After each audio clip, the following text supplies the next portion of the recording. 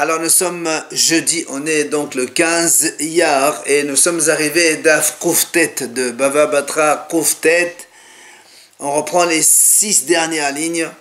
On était en train donc d'apprendre comment le père il devance les frères dans l'héritage, c'est-à-dire Réhouven, il est donc le fils de Yaakov, et donc il a des frères Shimon, Lévi, etc.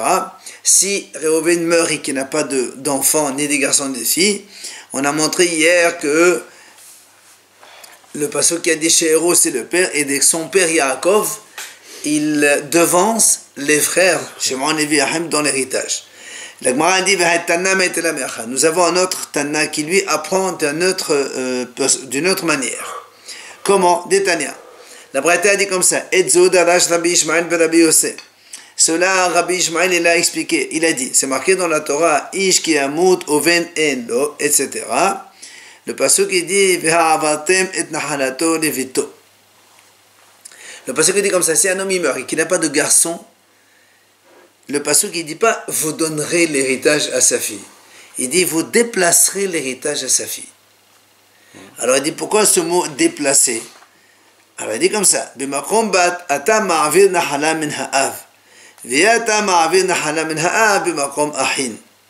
C'est-à-dire, si la Torah dit on déplace, ça veut dire qu'il y avait l'héritage qui devait être quelque part, on le déplace et on le donne à la fille. C'est-à-dire, donc normalement c'était le père qui devait le prendre, mais les filles, elles prévalent sur le père. Les filles, donc, elles sont plus prioritaires que le père, donc les filles de Réhouven plus que le père de Réhouven. On apprend ça. Vers Avartem, vous déplacez. Pourquoi on dit on déplace? Il fallait dire donner. Tu déplaces, ça veut dire l'héritage il était déjà chez quelqu'un, c'est comme si tu le prends, tu le donnes à quelqu'un d'autre. Et comme la Torah elle a employé ça pour la fille, Rabbi Ishmael a dit, mais il n'y a pas marqué tu déplaces l'héritage vers les frères, ça veut dire que même s'il y a des frères, l'héritage il restera chez le père. Et de là on apprend donc que le père il est plus prioritaire que les frères. Le père de Réhouven, Yaakov, il est plus prioritaire dans l'héritage que les frères de Réhouven, Shimon, Lévi, etc. Alors, s'il y a des filles, elles sont encore prioritaires sur le père. Absolument. Comme on a dit toujours, les garçons numéro 1, en deuxième position les filles, en troisième le père, en quatrième les frères. Alors vient la Gemara dit Ve'ema. Pourquoi on ne dirait pas alors, on pourrait aussi faire une dracha différente. Comment? On va dire Bim kombat ata ma'avir nahala min ha'ahin. La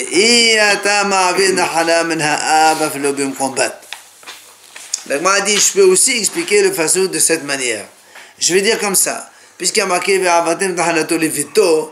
je vais dire comme ça. Quand il y a une fille, alors ma'avirin, on fait déplacer l'héritage des frères plutôt vers la fille. Mais par contre, quand il y a le père, eh bien on ne déplace pas l'héritage du père vers les filles. Et on va dire justement que s'il y a le père qui est vivant et il y a aussi les filles, alors on donnera l'héritage au père et non pas aux filles. Pourquoi on ne dirait pas comme ça aussi? On pourrait expliquer le passage, puisque toi tu me fais la dracha à partir du mot Ve'ha'avartem, c'est-à-dire déplacer. Alors moi aussi je peux te faire déplacer, c'est-à-dire on déplace l'héritage des frères vers la fille, mais pas celui du père. Et donc s'il y a le père et les filles, eh bien on donnera au père et non pas aux filles. Alors la Gemara répond, elle dit on ne peut pas dire ça. Pourquoi? Imken lo nertov rahamana ve'avartem. La Gemara dit si c'est comme ça, alors la Torah n'a qu'à ne pas du tout employer le mot déplacer. Elle aurait dû dire tout simplement c'est-à-dire on aurait dit Ish ki amut oven en lo, si un homme meurt il n'a pas de garçon, et vous donnerez l'héritage à sa fille. Et là on apprend que s'il y a les frères, donc on donne à la fille, mais sinon il y aura autre chose, c'est-à-dire le père il le prendra. Pourquoi la Torah emploie le mot ve'ha'avartem? C'est pour faire la dracha qu'on a dit tout à l'heure. Alors vient la Gemara poser une question maintenant. Nous on a ici, donc hier on a vu une façon d'apprendre. Vous vous rappelez, on a à partir du mot She'ero. She'ero, on a dit c'était son père. Et on a déplacé le mot vers le début, on a inversé le pasuk. Et là, on a donc un deuxième enseignement de Rabbi Ishmael qui est depuis le mot Veha Avartem, vous déplacerez. Alors bien, le Gemara dit Ulman de Nafchalim Veha Avartem, Hai She'ero Mai Avedle. Le Gemara dit, selon Rabbi Ishmael, qui a donc utilisé l'enseignement à partir du mot Veha Avartem. Donc il a appris que c'est le père qui donc devance les frères. Alors lui, Hai She'ero Mai Avedle. Qu'est-ce qu'il fait avec le mot She'ero? Puisque nous on l'a déjà utilisé pour le même enseignement. Lui, l'enseignement il a appris de un autre endroit. Alors qu'est-ce qu'il apprend du mot She'ero? Alors il te répond, mais l'erdetania She'ero zo ishto, melamed she'aba'al yodesh et ishto. Il te dit, le pasuk, lui, il te dit, Rabbi Ishmael, que le mot She'ero là, c'est pas venu pour le père, c'est venu pour la femme. D'ailleurs, c'est marqué dans la paracha de cette semaine, Ki im l'She'ero haqarov ela. L'She'ero, la Torah l'a dit là-bas, c'est sa femme. Et donc, là aussi, quand la Torah dit que l'She'ero haqarov elav, c'est-à-dire donc, c'est en fait sa femme. Et donc là, on apprend quoi? Que le mari, il hérite donc les biens de sa femme. Quand sa femme elle meurt, c'est lui qui prend l'héritage. Alors maintenant, on va poser la question dans l'autre sens. Et donc celui qui a appris hier cet enseignement comme quoi le père devance les frères, donc du mot She'ero, alors qu'est-ce qu'il fait avec le mot Veha Avartem? Vous déplacerez, puisque Rabbi Ishmael il a utilisé pour le même enseignement. Alors il te dit, il apprend pour l'enseignement de la braïta suivante. Qu'est-ce qu'elle dit? Rabbi Omer, il vient Rabbi, il dit, Bechola ne'emar bahen netena, Becha ne'emra bahen ha'avara, she'en lecha shema'avir nachala meshevet leshevet, ella bat, ho'id uvna u'vala yoshenota. Il dit, Rabbi il dit comme ça, étant donné que quand la Torah elle parle justement de l'héritage, à qui on le donne par priorité, le pasuk il dit comme ça. Alors, c'est comme ça, est marqué comme ça. Si un homme il meurt, il n'a pas de garçon. Alors la Torah elle dit, vous déplacerez l'héritage à sa fille. Après elle dit, s'il n'y a pas de fille, vous donnerez l'héritage à ses frères. S'il n'y a pas de frère, vous donnerez aux frères des pères. Et s'il n'y a pas, vous donnerez. À chaque fois, la Torah, le mot donnerez. Il n'y a que pour la fille où il y a marqué déplacerez. Alors il dit pourquoi? C'est pour te dire, Rabbi dit comme ça. Dans tout, il y a marqué le mot netina. Donner, donner, donner. Mais que pour la fille, il y a marqué ha'avara, déplacer. De là, on apprend quoi? Il n'y a que la fille qui peut déplacer un héritage d'une tribu vers une autre tribu. Ça veut dire, si une fille, elle est par exemple de le territoire de Réhouven, elle hérite, si elle est la seule fille, il n'y a pas de garçon, donc elle est la fille de Réhouven, elle va se marier avec un homme de Shimon, ou de Zivulon, ou de Naphtali ou X, quand après elle meurt, son mari, il va prendre son héritage. Donc le mari qui est de la tribu de Naphtali ou de Zivulon, il va donc déplacer le territoire de Réhouven vers lui. Il n'y a que la fille qui peut causer un déplacement de territoire d'une tribu à une autre tribu. Puisque quand on se marie avec un monsieur qui est d'une autre tribu, le monsieur il va hériter cette femme qui va mourir, du coup il va récupérer son terrain. C'est ce que dit Rabbi à propos du mot Veha Avartem, donc on apprend cela. Même du vivant, non? Hein? Même quand elle se marie, la femme, déjà elle donne... Très bien. Mais si... De son vivant, déjà elle est...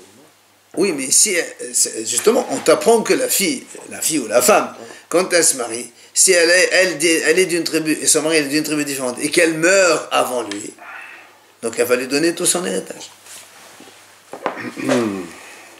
Donc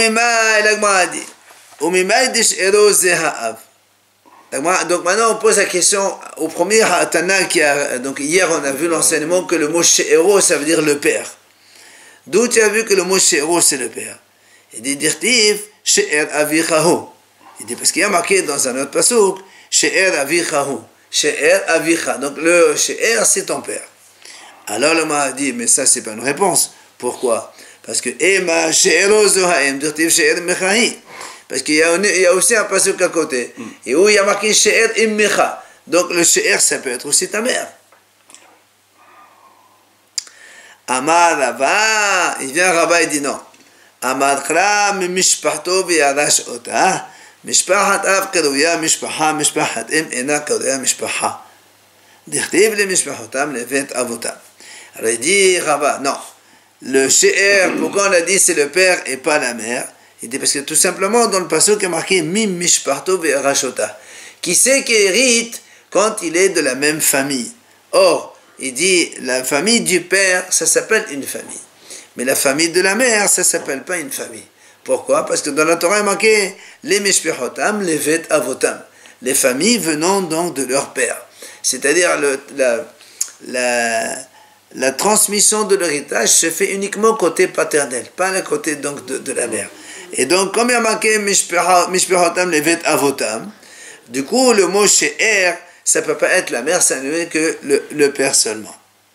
Et donc, on voit ici qu'il n'y a que Mishpahat Av, elle est appelée Mishpahat. Celle de la mère, elle n'est pas considérée comme Mishpahat, comme famille. Sur cette réponse, Agmara vient objecter.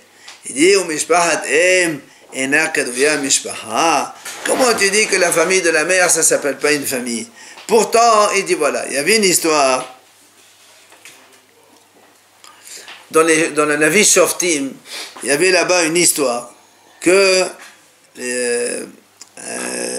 un monsieur qui s'appelait Micha, il a fait ériger une statue. Il cherchait un prêtre, on va dire comme ça, un Kohen, pour servir dans cet endroit-là. Il voulait faire une sorte de Mishkan à part, mais avec une Avodah Zara. Et là-bas, dans le Navi, c'est marqué. Là-bas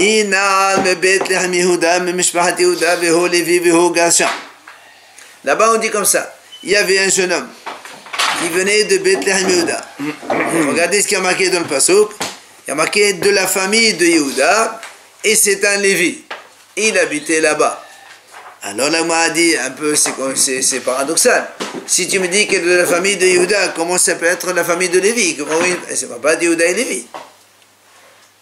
D'accord? C'est ce que l'Agma a dit. Hagufa kasha. Dans le même passage, il y a une question. Amrat, d'abord tu dis, mais Mishpahat Yehuda, il manque un petit mot ici. Amrat, mais Mishpahat Yehuda. Donc ça veut dire qu'il est de la tribu de Yehuda.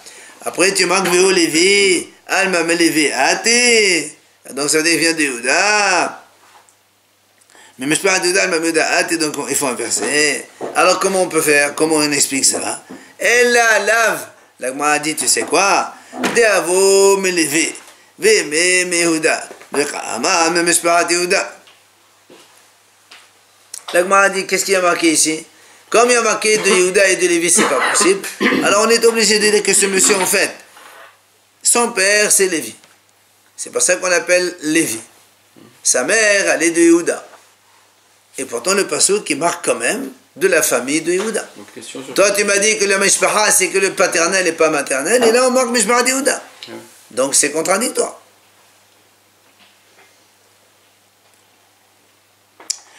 Amar Rava bar Rav Hanan.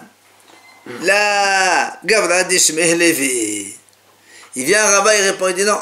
Toi, tu as compris que Véhu Lévi, ça veut dire il descend de la tribu de Lévi, mais pas du tout. Il dit en vérité ce monsieur, il vient de la famille de Yehuda. Son père c'est Yehuda. Mais il s'appelle Lévi. Son prénom c'est Lévi, c'est pas le nom de famille. Il y a aujourd'hui des gens qui s'appellent Lévi, comme le fils de Jacob il s'appelle Lévi. Donc c'est un Lévi. C'est sur un prénom donc il n'y a aucune contradiction. Mais Mishpahat Yehuda c'est son père. Et lui il s'appelle Lévi de la famille de Yehuda. C'est Lévi. Alors là moi a dit non, tu ne peux pas répondre comme ça. Pourquoi? Il a dit, Haino decha amar Micha, ata yadati ki tev Adonai li ki hayali halevi lechohen. Là moi a dit, tu ne peux pas dire ça. Pourquoi? Parce que là-bas on dit, là-bas le navire raconte, quand Micha lui cherchait un peintre pour servir un peu devant cette Avodah Zara, il a dit, ah, quelle coïncidence, Hachem il m'a amené un type de la descendance de Lévi. Or, qui sert dans le Beth Amikdash, c'est les Kohanim. Les Kohanim, c'est de la tribu de Lévi. Donc, selon lui, c'est pas il s'appelle Lévi son prénom. Il vient réellement de la tribu de Lévi. La question reste là. Revenons à la question. Alors, l'Agma a dit, et alors, c'est pas une question. Pourquoi? L'Agma a dit pourquoi? Je peux te dire aussi que Michael a dit, je suis content, que par coïncidence, si on veut, il était content d'avoir un monsieur qui s'appelle Lévi, même s'il n'est pas de la tribu de Lévi, mais il s'appelle Lévi, alors il est bon pour travailler, pour servir. Alors viens, l'Agma a posé une question. Donc, puisque tu me réponds que ce monsieur, il s'appelait Lévi de prénom, on m'a dit, c'est pas possible. Pourquoi? Bahalo Yonatan Shemo. Il s'appelle pas Lévi, ce monsieur, il s'appelle Yonatan. Comme on le voit dans le passouk, chez Nehemar. Yonatan ben Gershom ben Menashe Huvanama Yukohanim Neshevet Dani. Le passouk, il le dit clairement. Yonatan, le fils de Gershom, le fils de Menashe, lui et ses enfants, ils étaient Kohanim pour le Shevet Dani. Ils servaient comme prêtres donc de cet endroit-là. Donc tu vois bien, il s'appelle Yonatan, il ne s'appelle pas Lévi. Alors comment tu dis que le prénom c'est un Lévi? Amalé. Alors du coup, l'Agma lui réobjecte, venez ta mère. Si vraiment tu m'objectes de ce passouk-là, moi aussi j'ai une question. Pourquoi? Il y a marqué Yonatan ben Gershom ben Menashe, le fils de Menashe. Alors il dit, qu'est-ce que tu crois? Vechi ben Menashehu, qu'est-ce que tu crois? C'est le fils de Menashe? C'est pas le fils de Menashe. Va'alo ben Moshehu. Mais Gershom, c'est le fils de Moshe Rabbeinu, c'est pas le fils de Menashe. Alors comment on a le passouk qui marque Menashe? Et là, il dit, Dirti, pardon, Bene Moshe, Gershom ben Eliezer. Donc on sait très bien que les enfants de Moshe Rabbeinu, il avait deux garçons, un il s'appelle Gershom, l'autre s'appelle Eliezer. Et là, מתוך שעשה מעשה מנשה תלאו הכתוב במנשה. החנמי, מתוך שעשה מעשה מנשה דעתם יהודה תלאו הכתוב ביהודה. Alors l'Agma lui répond, donc tu vois bien que de ce passage il n'y a pas de preuve. Et là, pourquoi alors au lieu de marquer Moshe Rabbeinu, on a marqué Menashe? Parce que comme ce monsieur, il a fait des choses pas bien, il a servi dans l'Avodah Zara, donc il a fait comme le roi Menashe qui a fait l'Avodah Zara. Alors on lui a collé l'étiquette de Menashe.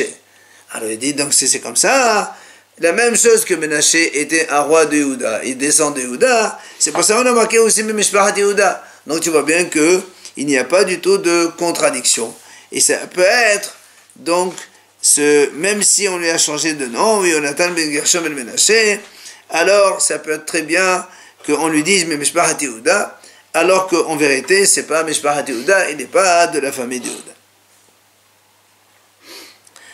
Amad Rabbi Yohanan Mishum Rabbi Shimon ben Yochai.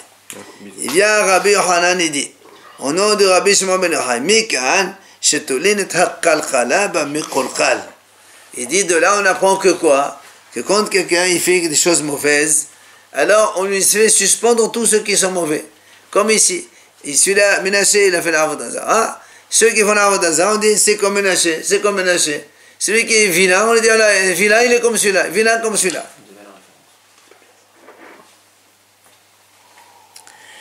Rabbi Yossi Bar Hanina, Rabbi Yossi, lui, il a dit, on apprend cette idée-là d'un autre endroit. Lequel? C'est marqué. Là-bas, à propos de Adonia, ça c'est une haftara qu'on lit, Adonia c'est le fils du roi David. Quand David il était devenu vieux, eh bien Adonia il s'est proclamé roi. Ce n'est qu'après que Bathsheba, la mère de Shlomo, elle est venue devant le roi David se plaindre sur les conseils de Nathan le prophète.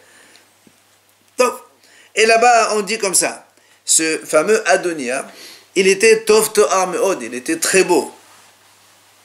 Et on dit, sa mère, elle a enfanté après Avshalom. C'est-à-dire, après Avshalom, c'est lui qui est né. Alors, le a dit, mais c'est pas possible. Pourquoi? Pardon. Alors, Adonia ben Hagil, et Avshalom ben Ma'acha. Mais ils avaient deux mères différentes. Comment tu me dis il est né après Avshalom? Ça n'a rien à voir.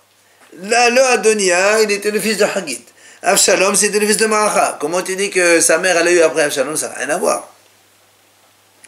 Elle, hein, il m'a dit, tu vois bien que quoi? Il dit, parce que comme on a vu que Avshalom s'est révolté contre son père David le roi, et lui aussi Adonia, il a fait la même chose, il a pris le royaume alors que son père était encore vivant, alors on lui a donné le titre d'Avshalom, on colle le mauvais avec le mauvais. C'est l'idée, on l'apprend donc d'ici en fait. Il est né après Absalom, on peut dire dans le temps. Non, on dit Otto Yalda. Sa mère, elle a accouché après Absalom. C'est comme si c'était la même mère. C'est pas du tout la même mère. Alors on a dit non, en fait on a dit Absalom parce qu'il était révolutionnaire comme son frère. Amar Rabbi Elazar. Il a dit Rabbi Elazar, Leolam, Yidbak Adam Betovim.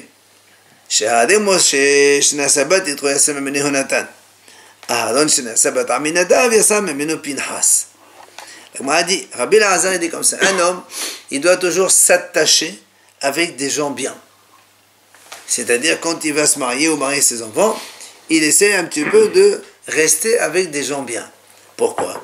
Il dit, parce que nous, on voit, Moshe Rabbeinu, il a épousé la fille de Yitro. Yitro, c'était un ancien idolâtre. On le sait.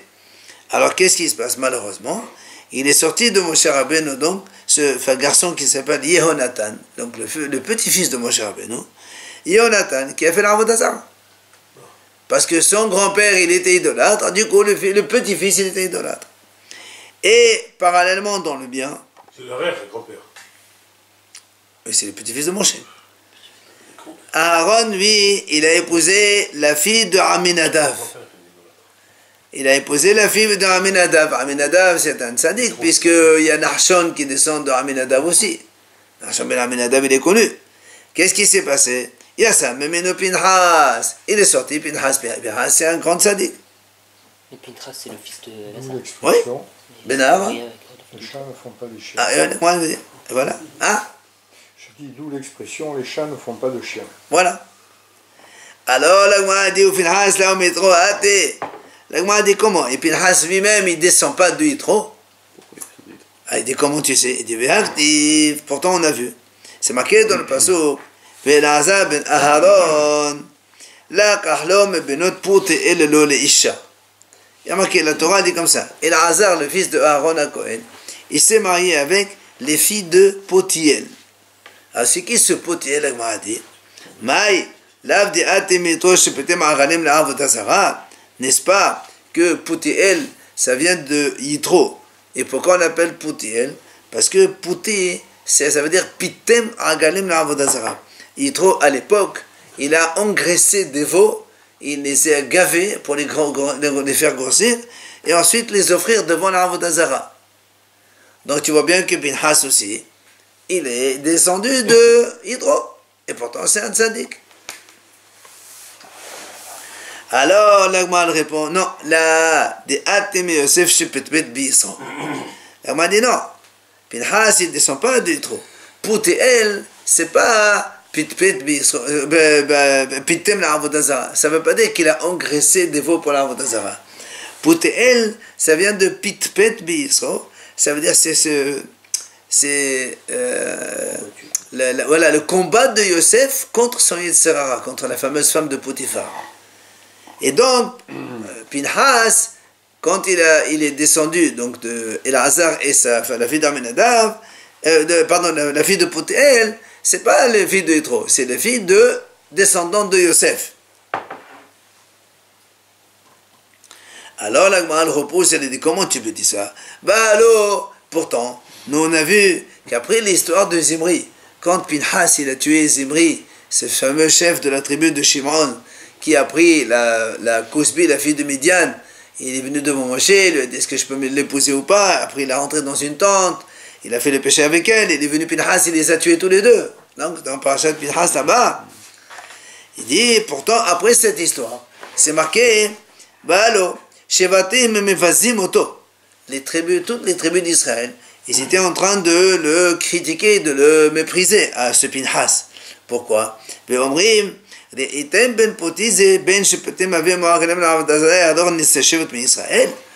que vous avez vu ce fils de Pouti, c'est-à-dire le fils dont le père était idolâtre, il avait engraissé des veaux pour l'Avodah Zarah, il est venu tuer un prince d'Israël, de la tribu d'Israël. Donc tu vois bien que les gens, ils le critiquaient par ce défaut. Et donc tu vois bien que effectivement, il venait aussi de Yitro. Donc qu'est-ce que tu dis que il faut toujours s'attacher à des biens? Voilà, il s'est attaché à des biens, il est sorti des mauvais quand même. Ou plutôt, il s'est attaché à des mauvais, il est sorti un bon. Et là, l'Agma répond. Et avode mehme Yosef, emade mehme Yitro. Et avode mehme Yitro, emade mehme Yosef. L'Agma a dit, tu sais quoi? En fait, ce Benot, donc l'Azar ben Aaron, quand il s'est marié avec une femme, dont le père de cette femme, il vient de Yosef, et la mère de Yitro, ou le contraire, le père de cette femme-là, il vient de Yitro, et sa mère, elle vient de Yosef. En fait, il est mixte, voilà, il descend des deux, quoi, puisque de toute façon, quand on descend de quelqu'un, on est de père-mère, donc il y a un père qui vient de quelqu'un et la mère de quelqu'un. Bon, ici, en tout cas, c'est le cas. Et l'Agma dit, Daïka Nami, la preuve, c'est que Dertil me benot pour TL. Il y a marqué Tarte Shmamina. Me benot pour TL, c'est marqué, puisqu'il y a marqué pour TL avec un Yud, pour TL. Donc le Yud, c'est le pluriel. Et donc, on explique ce mot-là de deux façons. Aussi bien, Pitem Yitro, il a engraissé les veaux pour l'Avodazara. Et aussi bien, Pitpet Beisro, Yosef qui s'est combattu contre son Yetzirara avec la femme de Potiphar. Ou encore, selon certaines versions, il apprend ça du pluriel, mais Benot. Benot et pas Potel. Pas de Potel. Alors, dans le même sens, Amar Rava. Rava, il nous dit, Hanose Isha Sadir Shivdor Be'ahiha, ou Be'ahiha plutôt. Celui qui veut se marier avec une femme, il doit vérifier les frères de cette femme, comment ils sont.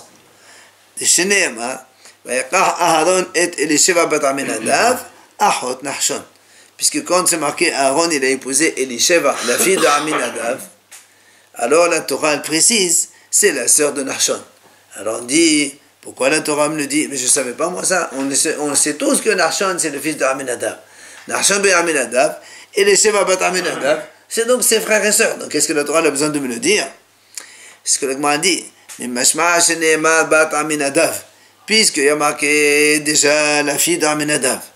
Et je ne savais pas moi que c'était la sœur de Nachshon, puisque Nachshon c'est Ben Aminadav, et elle c'est Bat Aminadav. Du coup ils ont le même père, donc c'est des frères et sœurs. Alors pourquoi la Torah le dit? Ma Talmud lomar achot Nachshon. Pourquoi alors la Torah nous dit la sœur de Nachshon? La Torah insiste, Mikan, c'est pour te dire, de là on apprend que quoi? Isha, celui qui veut se marier avec une femme, il regarde un peu ses frères comment ils sont. Et donc là où c'est Aaron, avant d'épouser Elisheva, comme il a vu qu'elle avait un frère qui était Nachshon, alors il s'est dit, tiens, ça c'est un bon parti, et il s'est marié avec elle.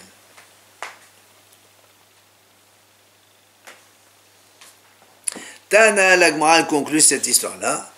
Rov Banim domine la Ahihaim. L'Agma a dit, de là on apprend donc que la majorité des enfants, ils ressemblent aux frères de la mère.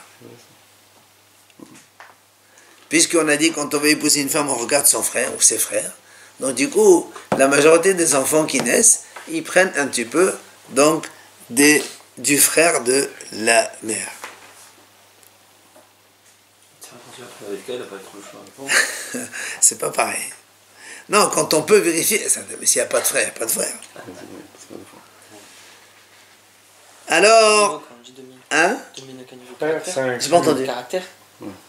Bien sûr, Hakol, Midot, Torah et Mitzvot, c'est le plus important. C'est autant frère que sœur, ou c'est que le... Pardon. Quand on dit On veut épouser une femme, on regarde ses frères. ses frères, mais ça peut être frère et sœur ou que frère? Non, que les frères, pas des sœurs. On ne regardait pas les sœurs avant. Non, on parle d'hérédité là, hein? Non, mais là, c'est Non, là on parle de choix d'un parti. Non, mais après, une fois que le choix est fait, Ouais. les tendances de la descendance, Il ressemble à l'oncle, effectivement. pas à la tante. pas Non, aux non, tantes. non, non, on parle des frères de la mère. Après, le pasuk là-bas, enfin, la Gemara nous continue un peu cette histoire de Micha quand il a fait cette Avodah Zarah et qu'il a ce petit-fils de Moshe Rabbeinu pour faire en tant que Kohen la Avodah Zarah. Alors il dit là-bas, parce qu'après il est venu, ils sont venus des gens, ils ont rencontré ce petit-fils de Moshe là-bas. Alors il y a marqué Vayasuru Sham Vayomeru. Mi eviacha halom. Oma ata ose basé. Oma lecha po. Alors les gens, ils ont vu, ils lui ont dit, mais attends, qui c'est qui t'a amené ici? Qu'est-ce que tu fais là? Et qu'est-ce que tu as à faire ici? Alors il explique. Il dit, Amrolo, ils lui ont dit, L'âme Moshe Kate dirti beat krav halom. Parce que eux, ils ont posé 3 questions. Ils ont dit, Mi vecha halom. Après, ils ont dit, Uma ta'osé basé. Après, ils ont dit, Uma lecha po. 3 questions, un peu la même chose, mais la Gemara va expliquer un peu elle nous explique c'est quoi les termes qu'ils ont employés, parce que chaque mot, en fait, il a une signification. Alors, il dit, Mi vecha halom, qui t'a amené jusque là-bas? Alors, pourquoi halom? Ils lui ont dit, en fait, il dit, mais comment? Là, Moshe Kate dirti beat krav halom. Mais toi, tu ne descends pas de Moshe Rabbeinu. Pour Moshe Rabbeinu, il est écrit à son sujet quand il était devant le buisson. La première fois, Hachem est apparu à Moshe Rabbeinu dans le buisson ardent là-bas. Hachem il a dit Ateklav halom. Il a appelé le même mot halom. Ça veut dire halom. Là-bas. Ne t'approche pas un peu plus. Alors eux, ils lui ont dit le même mot. Comment? Qui t'a amené à halom? Toi, tu es halom. Toi, ça veut dire, toi, tu viens de quelqu'un de très grand. Qu'est-ce que tu fais ici? Donc, première critique. La deuxième, l'âme Moshe a dit ils lui ont dit, Oma ta'osé basé, zé. Ils lui ont dit quoi? Tu ne descends pas de Moshe Rabbeinu quand Hachem lui a dit, ma zé be'adecha, zé, le bâton. Quand Hachem lui a dit, c'est quoi tu as dans la main? Il a dit, j'ai un bâton. Après, il a dit, mets-le par terre, il est devenu serpent. Donc la Torah appelait le mot zé. Là aussi, en fait, ils ont fait 3 remarques pour lui dire, mais comment toi, le petit-fils de Moshe, tu fais une chose pareille? Et la troisième, là où Moshe Kate dirti bebeata po amod imadi te assez kohen avodah zarah. Ils lui ont dit là aussi, comme ils lui ont dit malecha po, ici po. Il dit Moshe Rabbeinu aussi, Hachem lui a dit beata po amod imadi, po reste ici avec moi. Donc le même mot que Hachem il a dit à Moshe, eux ils lui ont dit. Donc 3 expressions dans lesquelles ils lui ont insinué comment toi, le petit-fils de Moshe Rabbeinu, te assez kohen avodah zarah, tu deviens un prêtre pour l'avodah zarah. C'est donc la critique que les gens lui ont fait là-bas. Hein? Amal lahen.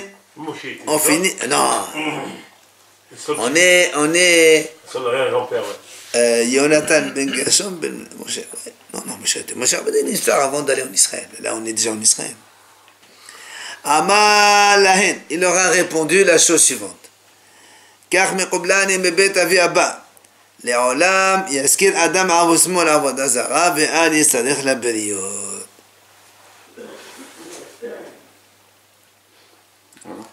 Il dit, il leur a répondu la chose suivante. Il leur a dit, j'ai reçu de la maison de mon grand-père, donc de Moshe Rabbeinu, לעולם, un homme, il doit toujours même aller se faire embaucher pour la Avodah Zarah et ne pas demander l'argent aux autres pour manger. Vous avez embauché avant? Ouais. Non, c'est fort ça. Mais la Gemara a dit, De son père Moshe. והוסבה לעבודה זרה ממש ולהי, אלא עבודה זרה, עבודה שזרה לו. Lui, il a cru que l'avodah zara, c'est vraiment l'idolâtrie. Mais en fait, c'est pas comme ça qu'il faut comprendre. Avodah zara lo, ça veut dire que quelqu'un, il doit être prêt à faire n'importe quel travail permis. Ça veut dire qu'il est médecin, il n'a pas de quoi manger, ben il peut même faire balayeur. Au moins tu manges, et au moins tu demandes ton zdaka. Ou bien quelqu'un, zara, lui étrangère. C'est pas ton boulot. C'est pas mon travail. Mais pour ne pas rester comme ça à demander la zdaka, je fais même le travail le plus bas. Le plus bas.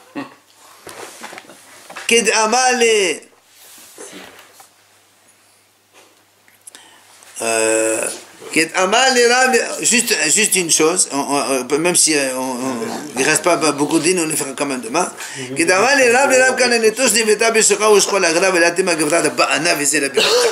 Il a dit là-bas, il lui a dit, Rav, il a dit à Rav Kahana, il a dit, tu peux aller jusqu'à même dépecer un cadavre dans les rues, c'est-à-dire tu enlèves la peau pour gagner un peu d'argent, et tu dis pas, moi je suis un grand haram, je fais pas ce genre de choses. Et que ça c'est méprisant pour moi, on fait pas ça. C'est ça, tu vois, Avoda Zara. Non, il lui a dit, tu peux aller jusqu'à faire ça, et ne pas demander la zaka aux autres. Donc c'est presque, tu dis, c'est presque assourd de demander la zaka. Voilà, c'est pas assourd. Quand quelqu'un il l'a pas, il l'a pas. Mais c'est pour te dire, voilà jusqu'où on va. D'accord? Il ne dit pas, je suis un homme grand et c'est pas... D'accord, on finira demain l'histoire.